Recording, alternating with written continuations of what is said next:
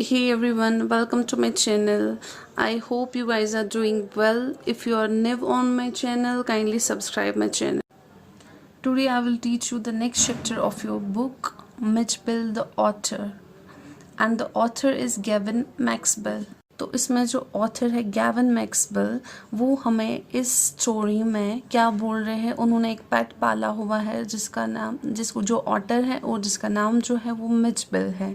तो वो हमें ये बोलते हैं कि पहले उनके पास एक डॉग पेट था और उनकी जो लाइफ है कैसे चेंज हो गई। समहाउ क्या हुआ, ही unfortunately lost his dog and उसके बाद वो बहुत ज़्यादा लोनली और सैड फील करते थे। तो फाइनली उसने डिसाइड किया कि मैं और एक पेट रखूँगा, और पेट जो इस टाइम पे था कोई डॉग नहीं था, ऑटर था।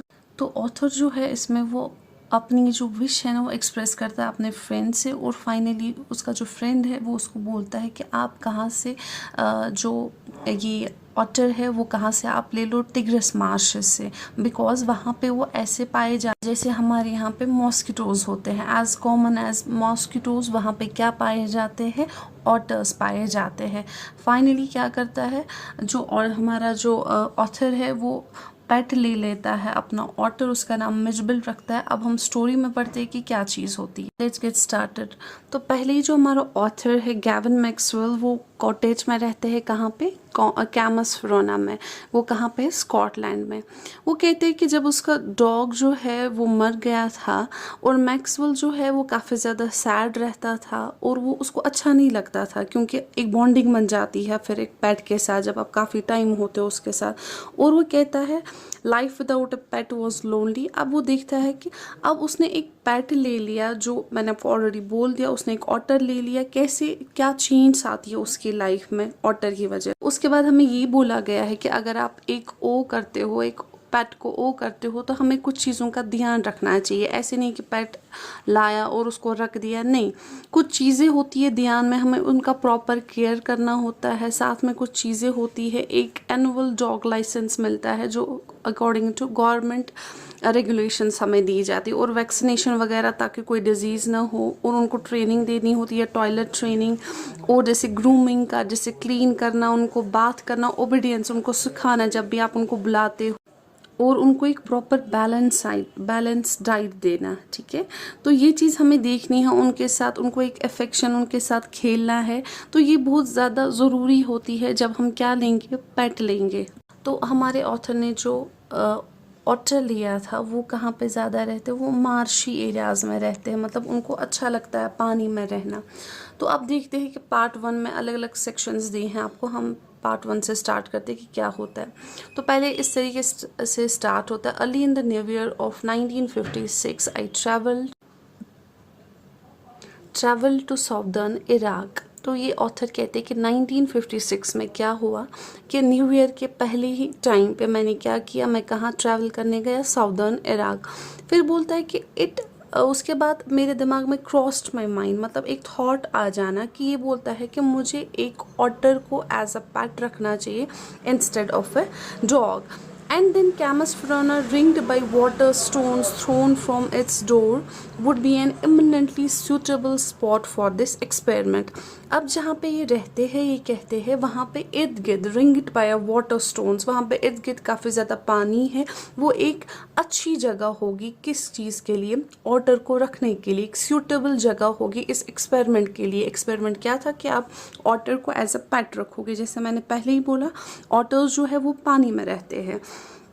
आगे कहते हैं कि मैंने ये बात जो है मैंने जो अपनी थॉट है मैंने अपनी फ्रेंड से शेयर की, और उसने मुझे सजेस्ट किया कि आप क्या करो, टिग्रिस मार्श से वहाँ पे ले लो किसको, ऑटर को, क्योंकि वहाँ पे वो बहुत ज़्यादा पाए जाते, जैसे कि यहाँ पे मॉस्किटोज़ पाए जाते हैं, और वहाँ पे वो टेम भी किए जाते हैं। कौन करते हैं, अरब्स। ये बोलते हैं हम बसरा जा रहे थे, क्यों, टू द कॉन्सुलेट जनरल। वहाँ से मुझे क्या करना था, अपना जो मेल है कलेक्ट करना था, और वो कहाँ से आने वाला थे, यूरोप से। बोलते जब मैं वहाँ पे गया, वहाँ पे मेरे फ्रेंड के जो मेल था वो आ गया, फ्रेंड का मेल आ गया था, लेकिन मेरा जो मेल था वो नहीं आया था। तो ये बोलता है मैंने केबल्ड का मतलब होता है एक मैसेज सेंड की बाय टेलीग्राफ, क्योंकि उस टाइम पे ऐसे मैसेज सेंड नहीं होती थी। बोलते थे 3 डेज़ के बाद कुछ नहीं हुआ तो फिर मैंने टेलीफोन ट्राई किया। तो आप कहेंगे पहले क्यों नहीं टेलीफोन ट्राई किया? पहले इसलिए नहीं ट्राई किया क्योंकि उसको क्या करना था, पहले ही बुक करके रखनी थी क्या, कॉल 24 आवर्स एडवांस में। बोलते फर्स्ट डे पे क्या हुआ, line was out of order, मतलब मिला ही नहीं कॉल। और सेकंड डे पे क्या था, एक रिलीजियस हॉलीडे था, ठीक है, छुट्टी थी कोई। और थर्ड डे पे क्या हो गया, और एक चीज़ हो गई, तो मेरा जो फ्रेंड है वो चला गया वहाँ से। और मैंने क्या किया, I arrange to meet him in weeks, और मैंने उसको बोल दिया कि कुछ ही इसी हफ्ते मैं आपसे मिलूँगा। बोलते 5 दिन के बाद जो है मेरा मेल आ गया।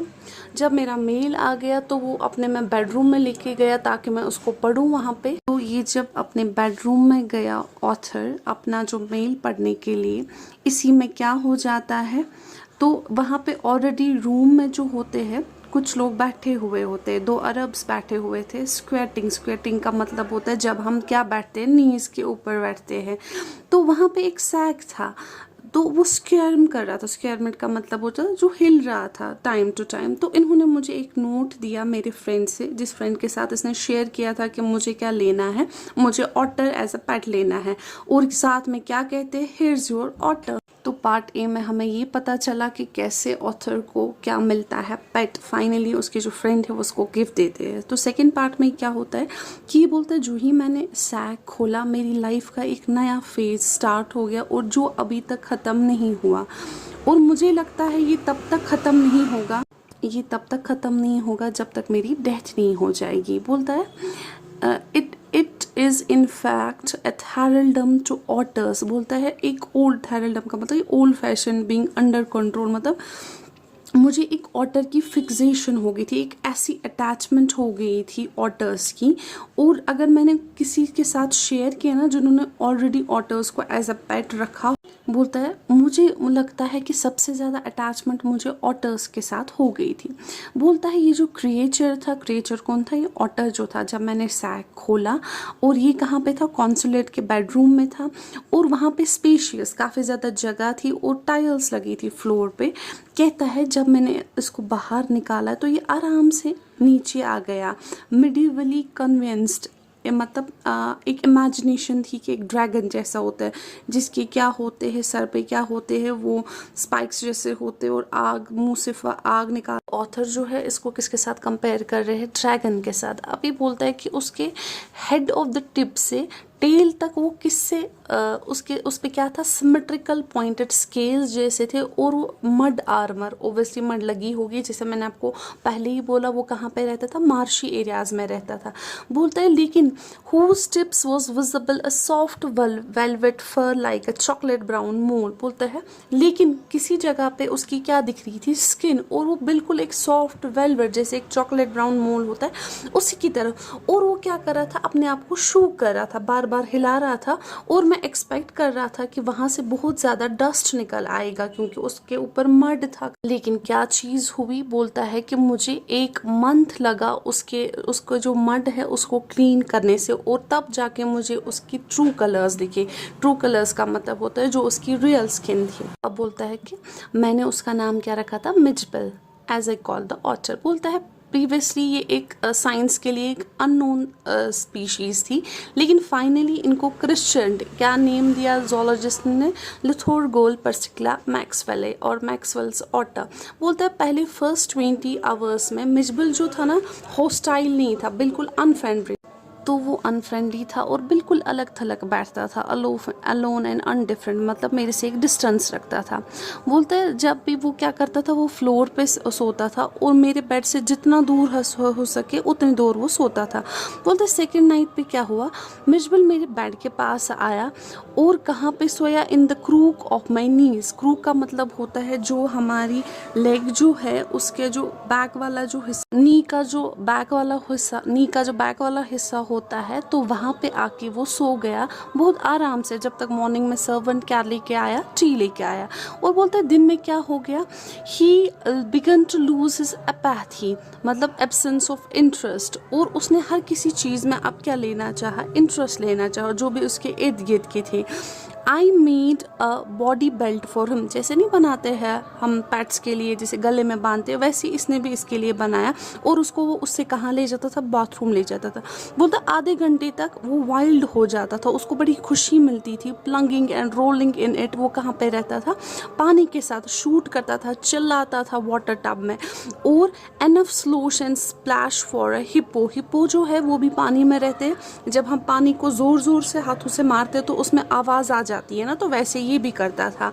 तो उस टाइम पे बोलते हैं कि मुझे एक इनकी फीचर पता चली, कैरेक्टरिस्टिक्स पता चली, किसकी, ऑटर की, कि every drop of water must be so to speak extended and spread out a place. और ये लोग क्या करते थे, इनके पास पानी बिल्कुल ठहरा हुआ नहीं होना चाहिए, वो फ्लो में होना चाहिए। Alright, a bowl must at once be overturned.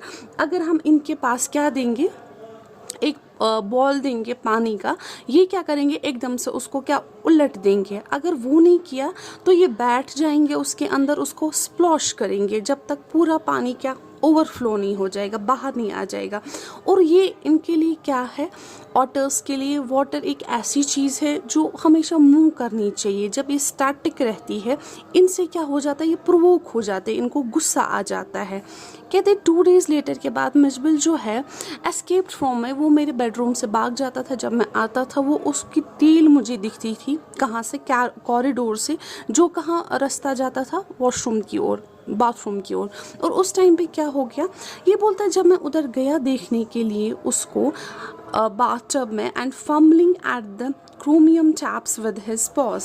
Fumbling का मतलब होता है एक कुछ खोलने की कोशिश कर रहा था। क्रोमियम टैप्स का मतलब होता है जो टैप्स बने होते हैं, ठीक, जो हमारे टैप्स होते हैं, उसको पॉज से खोलने की कोशिश कर रहा है। बोलते जब मैंने देखा 1 ही मिनट में उसने जो टैप है वो ऑन कर लिया और वहाँ से एक ट्रिकल मतलब थोड़ा सा पानी आने लगा वहाँ से, ठीक। And after a moment to achieve the full flow, और कुछ ही टाइम के बाद फुल फ्लो आने के लिए, फुल फ्लो आ गया कहाँ से, टैप से। तो उस टाइम पे उसने टैप को ना बड़े अच्छे से खोल लिया था, बंद कर लिया था। लेकिन कभी कभार क्या हो जाता था, टैप जो है वो काफ़ी टाइट हो जाता था और वो फिर आवाज़ें निकालता था, इरिटेट हो जाता था जब टैप खुलता नहीं था, ठीक है। बोलते हैं मिजबिल जो था अब क्या करता था, अब इसको फॉलो करने लगा विदाउट अ लीड। अब ये जहाँ पे जाता था, जब भी उसको बुलाता था, बोलता था मोस्ट ऑफ द टाइम वो किस में गुजारता था, खेलने में। Hours shuffling a rubber ball around the room like a 4-feeted saucer playing with all feet to dribble the ball. वो बॉल के साथ खेलता था, उसको बड़ा मज़ा आता था, जैसे एक सॉसर होता है। और वो क्या करता है, और उसी के साथ क्या चीज़ हो, तो एक 4 सॉसर की तरह, मतलब उसके जो 4 लेग्स थे, तो वो कैसे खेलता था, एक बॉल के साथ, रबर बॉल के साथ पूरे रूम में खेलता था। और all feet dribble the ball, मतलब ऊपर नीचे करना, ऊपर फेंकता था। और उसको बड़ी ताकत से, पावरफुल फ्लिक के साथ उसको ऊपर करता था अपनी नेक के साथ, और एक surprising height and distance, that means बहुत दूर तक। मगर बोलता है कि जो उसका असल वाला जो खेल था ना, वो क्या था, जब वो क्या करता था, बिल्कुल अपने बैक पे फ्लैट हो जाता था, लेट जाता था, और फिर वो जगलिंग करता था, किसके साथ, छोटे छोटे जो ऑब्जेक्ट्स होते थे उसको अपने पॉज में। जगल्स का मतलब होता है वो जो 2-3 बॉल्स हम रखते हैं, और उसी के साथ खेलता था। और मार्बल्स जो थे उसके फेवरेट टॉयज थे, और वो बिल्कुल बैक पे बैठ जाता था, उनको अप एंड डाउन करता था जो उसकी फ्लैट बली थी, और एक भी जो मार्बल था बिल्कुल नीचे गिरता नहीं था। सो आज हम खाली 2 पार्ट्स इसके पढ़ेंगे। We will discuss the next 2 parts in next video. That's all for today, and stay connected. If you like my video, kindly subscribe, share and like. Thank you.